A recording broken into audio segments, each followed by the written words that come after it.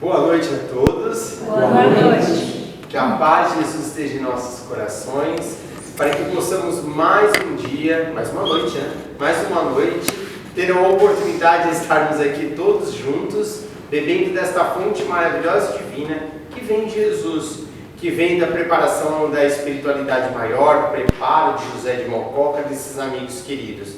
Nós estamos vindo da nossa vida, nosso cotidiano, a gente vem lá de fora, né, assim, a gente vem esbaforido, vamos cansado, a gente tem os nossos problemas, e é por isso que a gente busca a casa de caridade, para que possamos estar de alguma forma fazendo com que esses problemas sejam mais brandos, mais suaves.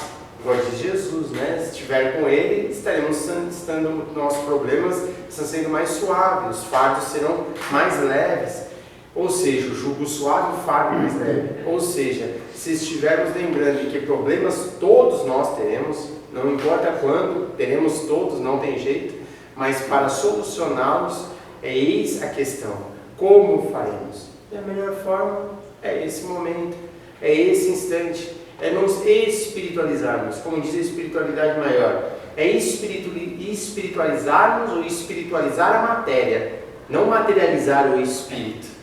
Fazermos com que a matéria esteja mais rarefeita, estejamos passando pelas nossas dificuldades com mais leveza. Aí alcançaremos a meta que é Jesus. É a meta de todos nós que estamos na Terra. É o exemplo vivo, como diz, né, os Espíritos a Kardec. É o modelo vivo que está aqui na Terra que devemos seguir, todos nós.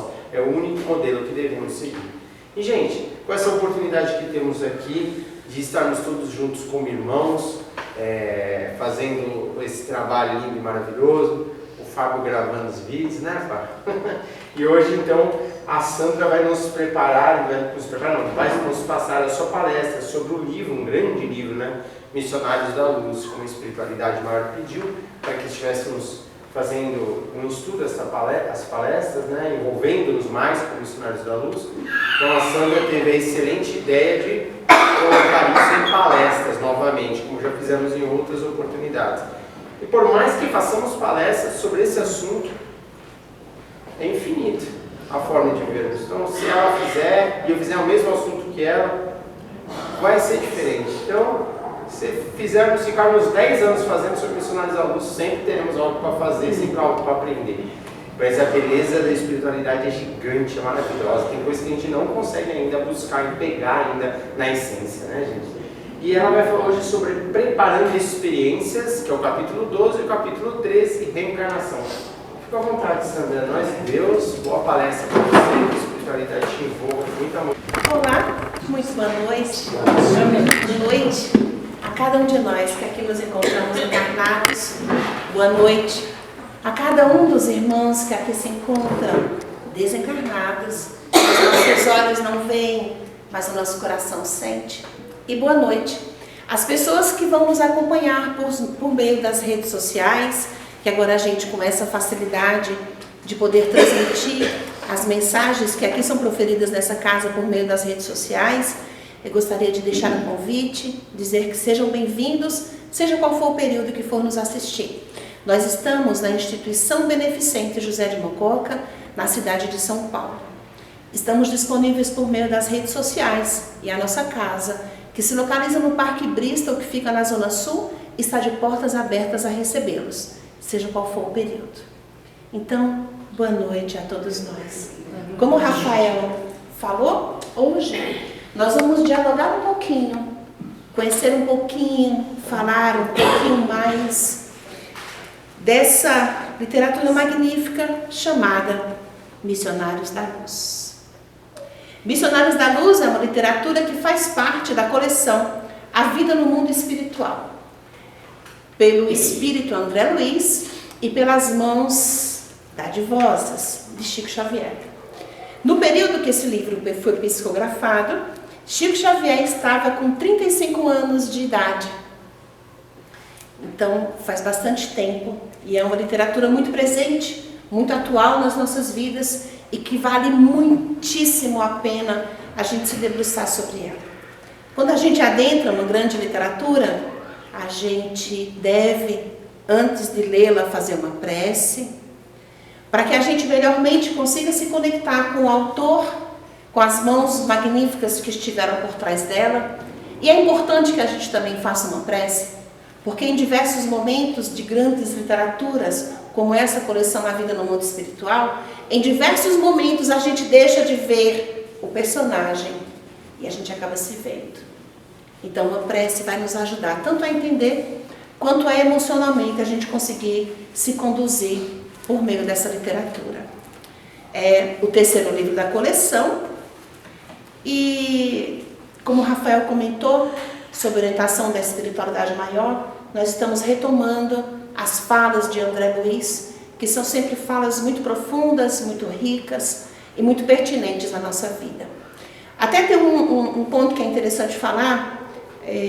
A espiritualidade trouxe a orientação, e alguns irmãos compartilharam com a gente, de que a gente sempre ouve falar o quanto é importante a gente ter boas literaturas para a nossa saúde psíquica, para a nossa saúde emocional, para a parte cultural, então, da gente aprender a se expressar, enriquecer o nosso vocabulário, isso daí a gente já sabe. Mas a espiritualidade disse de que a expectativa da espiritualidade nos orientando, de que para a gente ter uma boa saúde psíquica e emocional, seria interessante, de bom tom, entenda-se, de boa saúde, que no decorrer de um ano a gente conseguisse estudar e adentrar pelo menos 10 livros. Então fica como uma diretriz de quanto eu devo ler, o que é que eu devo ler. Se a gente for ver 10 livros no decorrer de um ano, isso quer dizer que a gente vai estar sempre lendo, que a gente deve estar sempre com um livro à mão, que a gente deve estar sempre com uma leitura edificante, porque ganhamos nós e ganhamos aqueles que estão ao nosso derredor, e que automaticamente, quando a gente se debruça numa leitura assim, eles também vão junto. O diálogo de hoje, a gente está fazendo palestras e cada palestrante está trazendo 2 capítulos. Parabéns a todos que já fizeram, parabéns aos que vão fazer. É um momento sempre de muita alegria, quando a gente vê alguém se postando e dizer, vamos falar sobre isso, vamos fazer um trabalho em conjunto, vamos fazer um trabalho de união, que é isso que a gente não consegue viver só. Então, que façamos juntos, fica melhor. A gente aprende com os outros e acaba fazendo trocas. Então, o capítulo 12 é o capítulo que eu vou me debruçar aqui com vocês. O 12 e o 13. O 12, preparando experiências. E esse capítulo inicia assim. Tá Alexandre, que é o mentor espiritual, que está presente em todo o livro Missionários da Luz. Então se encontra Alexandre e André Luiz como um aprendiz e um sempre perguntador. É aquele personagem que tudo que olha pergunta, quer entender, quer compreender, mas não é uma pessoa qualquer. Ele estudou muito quando estava encarnado, continua estudando no plano espiritual. Então nas suas perguntas eles têm um embasamento cultural. Não é perguntar por perguntar porque eu também quero perguntar, mas é perguntar com embasamento, sabendo a hora de falar, sabendo silenciar para ouvir. E aí eles estavam se dirigindo à sede do trabalho, André Luiz e Alexandre, quando são abordados por um amigo no plano espiritual e é um irmão de alta hierarquia. Esse irmão, como qualquer pessoa de vibração mais elevada, a sua presença é sempre algo muito agradável. Esse irmão se chama Herculano. Herculano vai até eles para conversar com o Alexandre. Tá o Alexandre, o André Luiz, ele chega, cumprimenta a todos, mas a sua expressão deixa muito claro que o contato precisa ser rápido, porque ele ali se encontra para buscar auxílio em uma situação de emergência. Herculano vem, cumprimenta e diz, meu amigo, eu aqui me encontro buscando-te para pedir seu auxílio em uma situação de profunda emergência. Então, busco você, sabendo que o tipo de trabalho que veio pedir sua ajuda não é a sua especialidade, mas sabendo que você é alguém que ama, que gosta e que se preocupa com as pessoas em seu derredor. Esse é um problema que está sendo vivido por um amigo nosso, alguém que já viveu contigo na última encarnação e por conta da amizade que vocês tiveram, por conta da necessidade premente que ele se encontra agora, nós estamos recorrendo aos amigos, pedindo auxílio, e que esses amigos façam uma corrente de ajuda em benefício desse irmão. Trata-se de Segismundo. Segismundo está no momento de preparação que vai retornar ao campo da matéria. Segismundo está para reencarnar e está vivendo problemas extremamente sérios, extremamente dolorosos, e é por isso que eu vim buscar a sua ajuda. Então, e qual que é o problema em questão agora? Pois bem, existe um casal que se chama Adelino e Raquel. São irmãos que já reencarnaram há algum tempo. Hoje é uma família, eles têm um filho, eles se casaram, reencarnaram, se reencontraram no campo da matéria, que já era programado. Eles há 4 anos que eles já se casaram, têm um filhinho chamado João, que tem 3 anos de idade. Esse casal agora se prepara, espiritualmente está sendo preparado para que eles recebam um novo integrante da família, que será o segundo filho. Esse segundo filho é Segismundo. É por conta dessa reencarnação que Herculano está ali pedindo ajuda para Alexandre. E qual que é o problema? A gente voltando ao tempo, numa encarnação lá atrás, na última encarnação que o Alexandre teve, ele pontua na literatura, Alexandre, Segismundo, Adelino e Raquel eram amigos. Era uma amizade que transcorria. Em determinado período, por conta de uma paixão avassaladora, aconteceu um crime muito violento. E por conta desse crime, esses personagens envolvidos, Raquel, Adelino e Segismundo, envolvidos nesse crime, retornaram à pátria espiritual em situações extremamente dolorosas. Retornaram ao plano espiritual, dentro dessa situação dolorosa, eles retornaram, Segismundo como um assassino, Adelino como aquele que morreu assassinado, e Raquel como aquela que se perdeu dentro do universo do prostíbulo. Essas 3 figuras, que até então eram amigos, retornaram nas regiões infelizes do plano espiritual e ali sofreram bastante. Mas, contando com a amizade dos amigos, de mentores prestimosos e dedicados, foram socorridos depois de algum tempo, retornaram ao campo da matéria para que tivesse uma reharmonização. Aquela encarnação deles seria a oportunidade desses espíritos se reharmonizarem, exercitarem o amor, o perdão e reharmonizar os laços que foram conturbados lá atrás naquela experiência, naquela encarnação. E o que acontece? Esse trio combinou sob orientação da espiritualidade maior que iriam conviver. Raquel e Adelino novamente seriam marido e mulher, iriam constituir uma família. E Segismundo viria como filho deles para uma reencarnação de resgate. Naquele momento que Herculano estava procurando Alexandre, o que estava acontecendo? Eles já estavam acontecendo uma aproximação de Segismundo com os familiares, com aquela que seria a sua futura família. E aí, o que é que dá?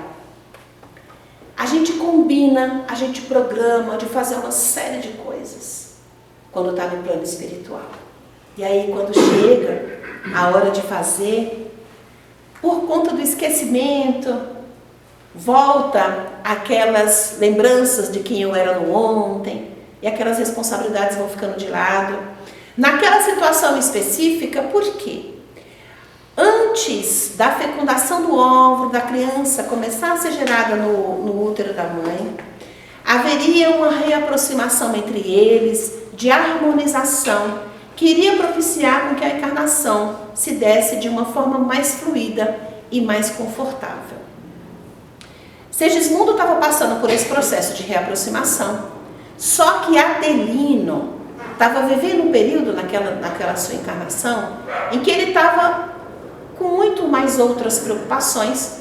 E quando ele ia dormir, ele dizia que tinha pesadelos, porque tinha um monstro, um fantasma que estava atrás dele, ele estava apavorado com aquela situação.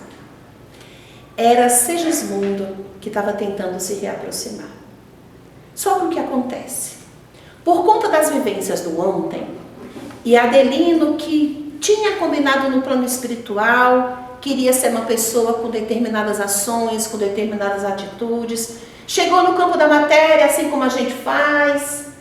Vamos trabalhar, vamos ganhar dinheiro, ter uma casa, mas preciso de duas, ter um carro, mas meia dúzia seria melhor. E aí a gente se envolve nesse emaranhado da matéria, se envolve nesse canto da sereia que o mundo nos proporciona. Nós estamos encarnados e nós sabemos muito bem disso. O quanto é desafiador a gente conseguir fazer evangelho em casa com as nossas famílias. O quanto é desafiador a gente, numa quarta-feira à noite como essas, ou num sábado à tarde, dizer para a família: olha, a gente não vai para a praia, ou a gente não vai fazer o churrasco, porque eu tenho um compromisso espiritual a benefício de toda a família. Essa renúncia, às vezes, aparece nas nossas vidas como um grande desafio. No plano espiritual, antes de reencarnar, a gente fala que vai viver lá todos os dias da semana, mas quando chega, a gente vê esses cantos de sereia, esses convites que a vida faz, e a gente relembra aquela pessoa que fomos ontem, que era tão legal, aproveitar a vida, como a gente tanto ouve, né? Mas na medida que a gente vai despertando, a gente sabe que aproveitar a vida é viver na essência aquilo que a gente vai levar para a eternidade. Que aproveitar a existência, aproveitar a vida, é cuidar da nossa família, salvar o mundo, ajudar na África, ajudar todas as regiões que estão sofrendo, angustiadas pela vida. É uma fala que Maria Teresa tinha muito, como quando aquelas pessoas milionárias, chefes de Estado, chegavam para ela e diziam que queria trabalhar com ela porque queria salvar o mundo. Ela respondia: você quer salvar o mundo? Volte para casa e cuide da sua família. Então, é assim que a gente salva o mundo, sendo pacificadores onde a gente se encontra, sendo amigos, sendo amorosos, perdoando, tolerando, nos lapidando, renunciando em muitos momentos àquele passeio, àquela curtição, porque a gente sabe que muitas vezes que tem uma responsabilidade maior. O que será de mim depois daquele evento? O que eu vou ter de essência depois daquilo? É um bom teste, uma boa experiência para a gente pensar em relação a isso. Então, Herculano fala isso para o Alexandre, conta essas histórias, essas passagens para o Alexandre e para o André Luiz. E aí ele vira para Alexandre e diz: meu irmão, eu sei que a sua especialidade não é reencarnação, mas Segismundo é um amigo muito querido e muito valoroso a todos nós, porque ele desenvolvia trabalhos, foi resgatado das regiões infelizes, se restabeleceu e trabalhou muito no plano espiritual. Tinha obras grandiosas, angariou muitos amigos, e são esses amigos angariados que agora buscavam depor a favor dele, que se mobilizavam para socorrê-lo. Você pode, Herculano diz para Alexandre, você pode nos socorrer e nos ajudar. Você pode ajudar o nosso amigo nessa necessidade que ele traz consigo? Alexandre respondeu: posso sim. Pode contar comigo. Farei tudo que estiver ao meu alcance para somar e para socorrer o nosso amigo. É um amigo muito valoroso. E eu estarei presente com vocês. E combinaram que na semana seguinte, quando eles fossem fazer novamente essa experiência da reaproximação, Alexandre iria junto para acompanhá-los e para auxiliar no que lhe fosse possível. Se despediram, Herculano seguiu o seu caminho, Alexandre e André Luiz ali ficaram. E aí Alexandre faz um comentário para André Luiz dizendo que Herculano os procura dentro de umas situações que é das mais dolorosas e mais vivenciadas no campo da matéria. O processo de reaproximação uns dos outros, o processo de reharmonização, o processo que pede o exercício do perdão, da harmonia e da tolerância recíproca, que é um dos problemas mais difíceis que se vivencia. E aí ele trouxe uma fala que eu até recortei para trazer, para repetir tamanha a sua grandiosidade. Alexandre diz assim: mas como acontece quase sempre, os heróis da promessa fraquejam na hora da realização, porque se apegam muito mais aos próprios desejos que à compreensão da vontade divina. Fazemos muitas promessas no plano espiritual, ele continua dizendo, promessas de reharmonização, promessas de perdoar, promessas de conviver com os nossos dissabores do ontem, promessas de amar, promessas de construir um lar equilibrado com bases de amor, de renúncia, de benevolência e de paz. Mas quando a gente toma posse da preciosidade, ele chama de preciosidade o nosso corpo de matéria, quando a gente toma posse dele, a gente se imbui de um patrimônio divino e aí esquece das responsabilidades e dos compromissos assumidos, e o nosso egoísmo aflora, aquele egoísmo de ontem, quando estávamos encarnados, ele aflora, porque a gente esquece as vivências do plano espiritual. Alexandre finaliza essa fala dizendo: mas eu vou conversar com eles e auxiliá-los nesse processo de reaproximação. André Luiz, ouvindo aquilo, curioso tal qual era, para nossa alegria, é essa curiosidade que nos traz todas essas literaturas, ele diz assim: Alexandre, você me permitiria te acompanhar? Porque olha só, nessa experiência que você vai viver, eu acredito que posso ter vários momentos em que eu vá aprender estando sob a sua companhia. Alexandre diz: eu não faço objeções acerca da sua presença, você pode me acompanhar. Entretanto, como a gente vai estar falando de um processo de reencarnação e é algo que você não conhece, eu gostaria que você, antes de ir comigo, fizesse um estágio em uma área, em um departamento que se chama Planejamento de Reencarnações. E aí, eles combinam isso, André Luiz concorda. No outro dia de manhã, os dois juntos já vão para esse departamento que se chama o Planejamento de Reencarnações. E é exatamente, lá se faz exatamente o que o nome diz. André Luiz narra no livro que ao chegar, ele percebe que é uma região com diversos prédios e uma região de árvores enfileiradas, frondosas, belos jardins. Lá ele vai, levado por Alexandre, fica encantado com a região e com o derredor que ele se depara, feliz pela oportunidade de estar com a presença de Alexandre. Alexandre chama um dos trabalhadores daquele local, apresenta André Luiz e diz que ele não conhece sobre aquilo, mas que eles vão realizar alguns trabalhos na semana seguinte e ele gostaria que ele fosse ali acolhido para que pudesse recolher aprendizagens.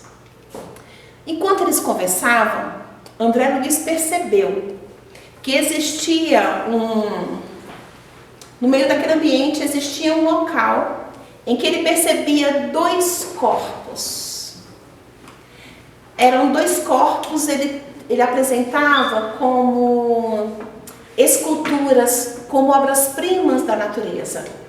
E aí Alexandre percebe a curiosidade dele, eles chegam mais perto. E naquele departamento chamado Planejamento de Reencarnações, haviam dois corpos, duas figuras, um de um corpo masculino, outra de um corpo feminino, num local mais alto, pelo que a literatura descreve, em que as pessoas podem chegar e olhar mais de perto, para entender. E ele, como médico que estudou e trabalhou acerca disso, quando teve na sua última encarnação, fica encantado de ver a beleza daqueles corpos, mas não a beleza simplesmente dos traços, mas a beleza de órgãos, e dava para ver os órgãos, dava para ver todo o funcionamento do corpo, as células, as moléculas, os órgãos funcionando com extrema perfeição, tanto no masculino quanto no feminino. E aí ele discorre de forma muito técnica, com grande beleza, cada um dos corpos. E ele fica encantado. Aquele que será, aquele trabalhador daquele local que passará a acompanhar André Luiz, diz para ele que não entende por que ele ficou tão admirado. Talvez ele tenha ficado admirado porque ele não tinha noção de o quão, no plano espiritual, todos são profundamente gratos ao corpo de matéria. Porque é esse corpo que nos permite caminhar pelas encarnações e nos reharmonizar com a vida, mas especialmente conosco mesmo. André Luiz observa aqueles dois corpos perfeitos, harmoniosos, saudáveis, e observa os órgãos sexuais saudáveis. Dentro daquela observação, ele começa a imaginar, como médico também, os corpos que passou pela vida dele, que ele via que eram doentes, que eram desarmônicos, que eram desestruturados. Passando nesse pensamento, ele começou a imaginar os distúrbios que a gente acaba trazendo no campo do sexo.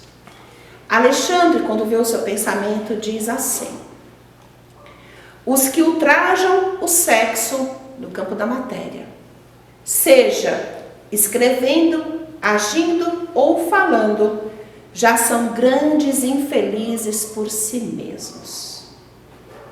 Nós estamos falando aqui no capítulo que se chama de programação de experiências. E vamos falar também sobre reencarnação. Naturalmente, a gente passa pelo campo do sexo. E aí eu gostaria de abrir uma aspas, convidando a cada um de nós que aqui nos encontramos e a quem nos estiver acompanhando pelas redes sociais, de que nós temos, cada um de nós, grandes responsabilidades na área do sexo. Cuidado, meus irmãos, com promiscuidade, cuidado com pornografia. A gente vive uma pandemia de pornografia. Cuidado com imagens sexualizadas. Cuidado com músicas, com danças, com pensamentos, com imagens que a gente compartilha. Nós somos responsáveis pelo nosso mundo e pelo que a gente proporciona no mundo do outro. E aqui, como Alexandre diz, quem ultraja o sexo, escrevendo, agindo ou falando, já é infeliz por si só. E aí essa conversa não segue. Por quê? Porque a conversa é do positivo para o positivo, é do mais para o mais. Mas eu queria abrir uma aspas para a gente falar a respeito disso. Muito cuidado. A sexualização está normalizada no nosso dia a dia, mas como cristãos não podemos normalizar nós. Recebemos imagens de algum colega, não compartilhe e diga para o colega: por favor, não divida essas imagens comigo. Se vocês fizerem isso, essa pessoa já não vai mais fazer. E muito provavelmente vai parar para pensar. Experimentem, que vale muito a pena. Então, aí segue a fala, Alexandre sai para os seus afazeres e deixa André Luiz sob a companhia desse colega, que irá passar algumas orientações. E ali, eles percebem, quando estão passando e chegando nesse departamento, que tinham muitos prédios, árvores, jardins, mas era muito movimentado. Tinha muita gente indo e vindo o tempo todo. E aí, André Luiz ficou admirado com aquilo, porque as pessoas passavam ou sozinhas ou em pequenos grupos e não davam muita atenção para eles não, nem mal percebiam a presença deles. Estavam preocupados, pensativos, reflexivos. Aí Alexandre explicou para ele: são irmãos que estão envolvidos em encarnações, em reencarnações. E eles carregavam, André Luiz descreve, rolos na mão, translúcidos, que pareciam pergaminhos, dentro do que a gente conhece na Terra. Aí, Alexandre diz para ele que aqueles pergaminhos são mapas de corpos que são preparados, que são desenhados das pessoas que vão reencarnar logo em seguida. Era isso que eles tinham nas mãos. Então, aqueles tanto tinham irmãos que iriam reencarnar, como a grande maioria dos que estavam ali estavam envolvidos em processos e trabalhos de intercessão. Então, falando desse departamento, desses mapas, desse planejamento de reencarnação, comparando a gente de uma forma muito simples, né? Para trazer mais ao nosso olhar e ao nosso cotidiano. Hoje, para a gente vir aqui, a gente ficou pensando qual seria a melhor roupa que iria nos proteger vindo aqui nesta noite. Aí a gente olha o tempo, se vai chover, se vai fazer calor, se eu preciso de um agasalho, ou se não necessariamente um agasalho. A gente se prepara para aquela experiência que a gente vai ter, e aí a gente procura uma roupa que melhor nos responda. Fazendo uma analogia muito pobre, mas foi mais próximo do que eu imaginei, a mesma coisa é, quando a gente está no plano espiritual, vai voltar para o campo da matéria, e aí vai escolher uma roupa para nos revestir. E cada roupa depende da minha necessidade. Pode ser que eu tenha problema em um dos pés, pode ser que eu tenha um problema numa mão, então eu escolho a roupa que melhor se adequa ao meu corpo. Entrando nesse departamento, esse colega fala para ele que vai mostrar o pavilhão do desenho. É lá que os profissionais do plano espiritual desenvolvem os desenhos das encarnações que vierem aí à frente. E aí o livro traz alguns pontos, eu trouxe alguns exemplos que eu achei bastante interessante para compartilhar com vocês. Tem um rapaz que depois de 15 anos de trabalho no departamento de auxílio, vai voltar ao campo da matéria, vai reencarnar, para se reharmonizar com compromissos adquiridos no ontem. E ele está muito aflito, muito aflito. Aquele colega diz para ele que ele não fique tão aflito, ele adquiriu valores. E está olhando com ele o seu desenho, ele diz assim, que ele está muito receoso dessa encarnação. Por quê? Porque vem o esquecimento. E aí os espíritos sempre ficam preocupados que podem se perder por conta do esquecimento, e aí que vai reavivar aqueles dissabores do ontem. Como será que eu vou me comportar diante disso?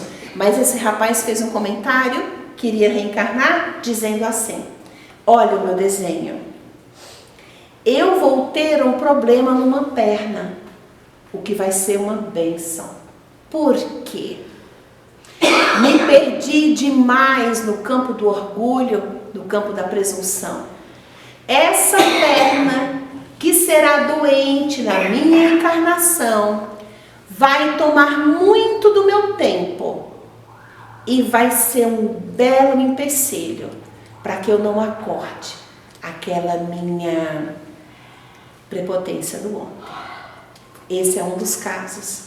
Então, aquela parte doente do nosso corpo, muitas vezes é uma bênção divina e que a gente não consegue identificar dessa forma. O colega vendo ele falou, você vai viver por muito tempo, e nesse muito tempo de vida que você tiver, eu espero que você volte bem lá para frente. A sua programação é de 70 anos. Esperamos te ver muito depois disso e que você venha na figura de um completista. E aí ele diz para André Luiz o que é um completista. É o título que designa os raros irmãos que aproveitaram todas as possibilidades construtivas que o corpo terrestre lhes oferecia. Esse é um dos casos. Ouvindo isso, André Luiz diz o seguinte, então um completista, quando vai reencarnar, você já viu o desenho de algum completista? Para me contar como é que um completista escolhe? Porque o que eu imagino André Luiz falando? Que o completista vai escolher um corpo igual aqueles lá de fora, perfeito, exuberante, saudável, bonito. Esse colega diz, engano seu. Um completista, ele está muito mais preocupado com a moralidade do que com a sua aparência física. Eles não querem um corpo exuberantemente belo. Eles querem um corpo forte, resistente e que seja capaz de conduzi-lo bem durante a sua encarnação. Os completistas têm consciência de que a beleza exuberante vai chamar a atenção dos irmãos da terra, com inveja, com ódios, com maledicências baratas e incompreendidas. Então eles preferem que não. Preferem um corpo simples, sem tanta beleza, que possa passar despercebido pela grande massa da sociedade que assim ele consiga adquirir os valores que naquela encarnação ele está indo buscar. Esse é o segundo caso. Depois tem um caso muito interessante de uma irmã que foi lá também para ver o seu desenho. E essa irmã se chama Anacleta. Esse colega fala de Anacleta dizendo o seguinte, que ela é uma das trabalhadoras mais corajosas que ele já conheceu. Ela ouvindo aquilo, viu que o colega comentou, deu um sorrisinho amarelo, sabe, para não ser mal educada, mas disse, eu não vejo mérito nenhum da minha parte na sua fala, meu amigo. E aí ele continua, Anacleta ali se encontra na preparação da sua próxima reencarnação. Ela vai voltar com seus 4 filhos. E o que aconteceu naquilo? Anacleta, numa reencarnação, na sua última reencarnação, foi uma mãe amorosa, cuidava do seu lar, amava a sua família. Foi casada com um homem extremamente rico, extremamente bondoso, que era um trabalhador e observava e cuidadoso com os valores da vida. Dentro do lar, Anacleta tomava a frente na educação dos filhos e não deixava que ele interferisse. E com todo aquele amor que ela tinha, fica uma atenção para a gente, com todo o amor que ela tinha, ela amava tanto os filhos que não os ensinou a viver. Eles eram muito mimados, muito paparicados, com todo aquele dinheiro. Eles eram tão mimados que muito jovens, os 4, retornaram à pátria espiritual de maneira profundamente desastrosa. Os 4 foram recolhidos para regiões profundas e infelizes do plano espiritual, por conta das suas atitudes difíceis, irresponsáveis e dolorosas. Anacleta, quando retornou à pátria espiritual, tomou consciência da atitude que ela tinha feito e que aquela vivência dos filhos era responsabilidade da sua má educação, digamos assim, do seu amor doente, porque o amor que não educa, um amor que não orienta, é um amor doente. Quando ela tomou consciência disso no plano espiritual, ela começou a trabalhar. Esses irmãos estavam há 40 anos nas regiões infelizes, esses 4 filhos. Há 30 anos, Anacleta implorava pela misericórdia divina de ter a oportunidade de retornar ao campo da matéria, de reencarnar com esses 4 filhos. Assim se daria. Ela voltaria para uma vida simples e bastante desafiadora. Dentre esses 4 filhos, 2 seriam paralíticos, um teria doença mental, porque eram 3 rapazes e uma moça. Um teria doença mental e ela ficaria viúva muito jovem. Ela ficaria viúva muito jovem e quem estaria do lado dela, a acompanharia, era a filha e que também carregaria vários problemas de saúde. Por fim, tem um último caso, que é um amigo do instrutor, que ele iria reencarnar. Ele tinha, e aí esse amigo começa a mostrar para o André Luiz o mapa do corpo do amigo que vai reencarnar. Ele olha esse mapa e fala para ele, você vê como tem vários pontos escuros por todo o corpo dele? O que acontece? Há mais de 100 anos atrás, esse irmão cometeu um crime, cometeu um assassinato muito doloroso e muito cruel. Quando ele retornou à pátria espiritual, que ele se apercebeu do que tinha cometido, ele buscou fervorosamente aquele irmão que ele havia destruído. Ele trabalhou a benefício dele com tanto desvelo, com tanta dedicação e com tanta vontade, que ele adquiriu méritos e socorreu o irmão e socorreu a si também.